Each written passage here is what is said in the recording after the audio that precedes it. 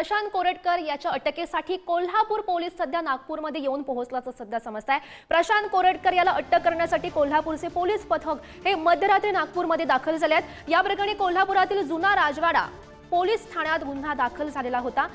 Police उपनिरीक्षकाच्या नेतृत्वामध्ये एक पथक हे नागपूरमध्ये दाखल झालंय। तर आज हे पथक बेलत रोडी पोलिसांची मदत घेऊन प्रशांत कोरटकर याच्या घरी जाणार अशी ही माहिती समोर येते आहे।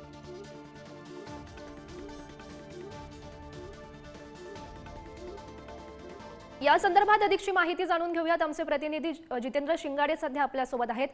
जितेंद्र, आपण बघू शकतो खरं तर कोल्हापूरचे सध्या पोलीस नागपूरमध्ये दाखल झालेले आहेत। प्रशांत कोरटकर याला आता कधी अटक होऊ शकते?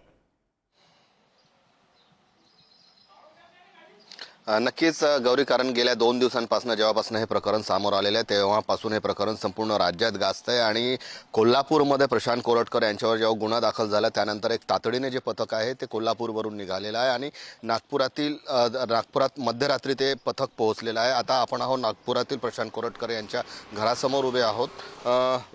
2 दिवसांपासून इथे जो आहे तो पोलिसांचा तगडा बंदोबस्त लावण्यात आलेला आहे। काल आपण पाहिलेलं आहे की मराठा आंदोलकांनी येऊन इथे घोषणाबाजी केली होती आणि प्रशांत कोरटकर यांच्यावर कारवाई करून तातडीने कारवाई करण्याची मागणी करण्यात आलेली होती। त्यानंतर आता प्रशांत कोरटकर गेल्या 2 दिवसांपासून म्हणजे 24 तासाहून अधिक कालावधी झालेला आहे ते नॉट रिचेबल झालेले आहेत। त्यांचा फोन स्विच ऑफ आहे।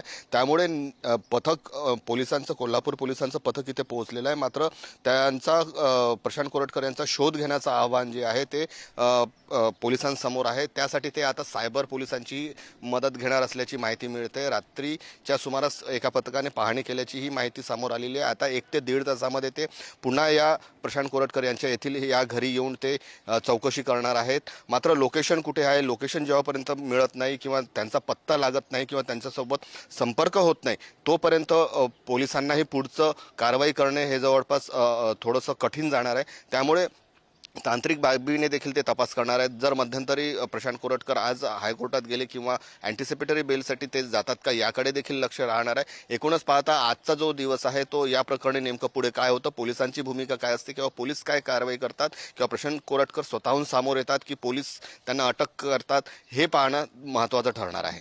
गौरी, नक्कीच जितेंद्र, आजच्या दिवशी नेमकं काय घडतं हे बघणं महत्त्वाचं असेल। या सर्व घडामोडींवर असंच लक्ष ठेवून राहा। तुर्तास धन्यवाद दिलेल्या सविस्तर माहितीसाठी।